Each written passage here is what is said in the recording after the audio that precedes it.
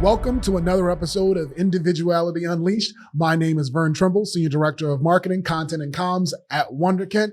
Really excited to have you guys here with us again today. We're going to talk about all things performance marketing and unleashing individuality in your marketing. Today, we're going to be chatting about the recent iOS 17 updates that were announced at WWD. And today, we're joined by John Bates, our VP of Product here at Wunderkind. And we're really excited to talk about these really important privacy updates that Google, what company are we talking about today? What, John, what are we talking about today?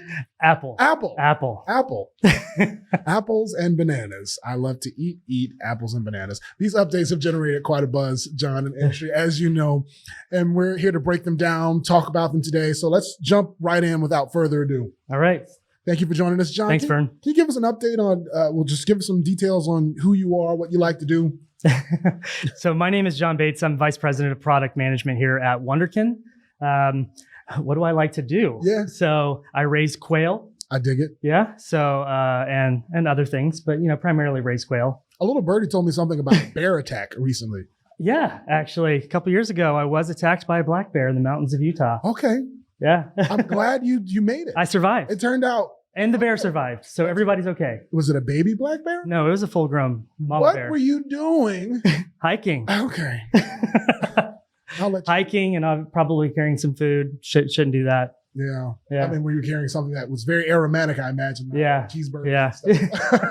Yeah, it's Shake Shack up on the mountain. Yeah, don't do that again. Well, I'm glad you survived, and I'm glad you're here today to talk to us about these iOS 17 updates. I want to jump in right into the first question. And some of the recent iOS updates include, as far as the product goes, as far as the phone goes, voice, being able to send a call to voicemail, to see a live transcript of message, customization of what people see when you call, and the ability to create custom stickers from your own photos. Yeah. And that's really fun. But what our audience wants to know and understand is what are some of the privacy updates that have been announced by Apple? So Apple announced at the Worldwide Developer Conference three main updates for privacy. One is intelligent link tracking protection, which we'll dive more into. Also private browsing protection, and some app privacy improvements that they added as part of this release. Interesting. You mentioned, you alluded to it, but what exactly is intelligent link tracking and how does that work? Yeah, so intelligent link tracking detects user identifiable tracking parameters in URLs and then removes them. So the value that it provides is it helps to prevent cross-site tracking and also prevents advertisers from tracking online activity without the user's consent. So those links that are shared in mail or in messages or in Safari private browsing, all that tracking information is removed, but still the link will function as expected. That's really interesting. I mean, there are a lot of implications to how that will impact marketers' abilities to do their job, or at least the way they've been doing their job over the past decade or so. Will intelligent link tracking protection impact tracking in Google Analytics and Adobe? And Adobe, yeah. No, this update shouldn't impact tracking for revenue that shows up in your Google Analytics reports or within Adobe Analytics or within the broader Adobe Experience Cloud. Apple is only stripping user identifiable tracking. And so while other tracking parameters like campaign or source or medium, these are some of the ones that are very common for advertisers, those should remain preserved. Okay, interesting. Okay, so let's get down to brass tacks. How does it actually work? How does private browsing protection work? Yeah, so private browsing protection allows a user to lock their private browsing tabs when they're left idle. Okay. So when they're idle, they go sort of asleep in a sense. And so this feature ensures the tabs remain in a locked state until the user authenticates either with Touch ID or their device's password to unlock them. So things like automatic enabling and time limits and customization options it's still unclear exactly how it's going to affect those types of features, but that's the high level. So ultimately, we're not losing much, except for the fact that we're putting more control back into the hands of the individual user. That's right. Which is good, which is what they've been asking for. But I mean, it could be a bit of a dilemma for those folks that and those marketers that rely Right. on that data in order to drive identity and ultimately engagement and segmentations with their cohorts. That's right. Yeah. Okay. All right. I hope everyone's listening out there. We're trying to give you the skinny before everything shakes out. Will private browsing protection impact our functionality here at Wunderkind? So it's unlikely to impact Wunderkind's functionality significantly. Most of the users visiting our clients' websites, they don't browse in private windows frequently. Mm-hmm. There's some small subset, but for the most part, it's not very common. And while we will continue to monitor, browser changes, this feature is not expected to affect the day-to-day activities of our clients' customers. That's good to know. Excellent. Let's jump to the next question. All right. What are the app privacy improvements announced by Apple? Right. So the app privacy improvements provide developers, so the people who are developing the mobile apps, Mm-hmm. with more information about the data practices for the third-party SDKs or software development kits used within their apps. Oftentimes, a mobile app may have multiple SDKs or Mm-hmm. software development kits that are leveraged within that mobile app. And so developers will have access to information that improves the integrity of the software supply chain, including supporting signatures for third-party SDKs.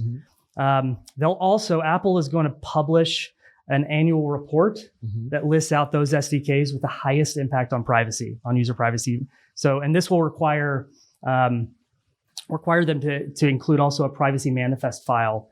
And that'll need to be signed by the original developer of the SDK. Very interesting. So lots of opportunities. Yes. As far as that. And there's an impact to any of these developers of these third-party SDKs Mm-hmm. that are being leveraged within mobile apps. There will be some work that needs to be done in order to comply.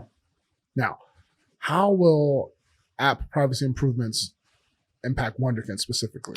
So Wunderkind, we are transparent with our clients and our clients' customers regarding like what data we collect and how it's being used.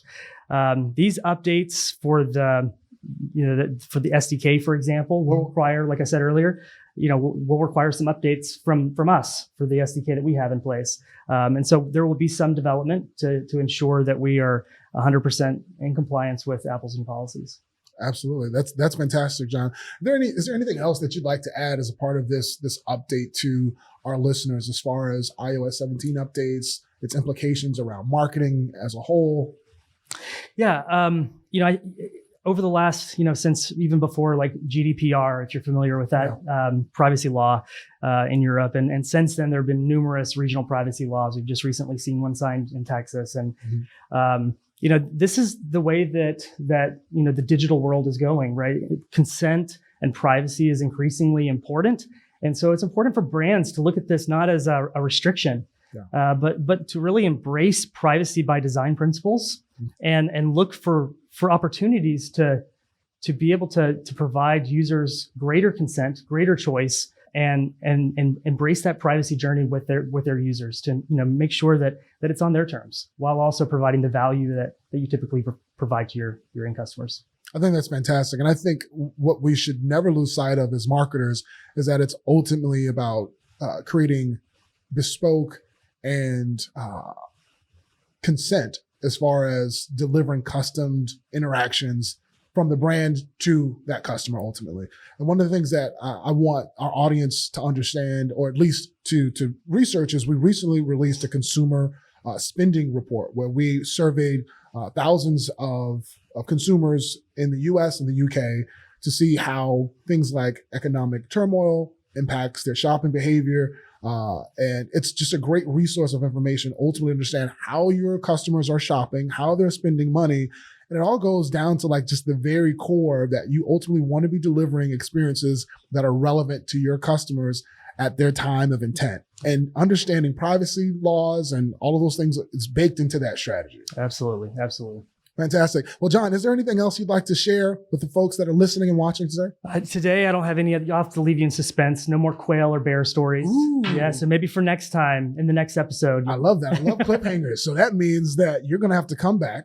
And after this update is launched in September, we're going to talk about how the landscape shakes out with this change. And I'm sure it'll probably take us a few months to gather some data, not only for us here at Wunderkind, but the market at large. But I'm really curious, and I'm sure the folks out there that are listening and watching, they're really interested in hearing how these changes will impact marketing as a whole. Yeah, and we're continuing to research and monitor that. And as we have more insight into the impact these changes make, we will be sharing those with everyone in the audience. Awesome.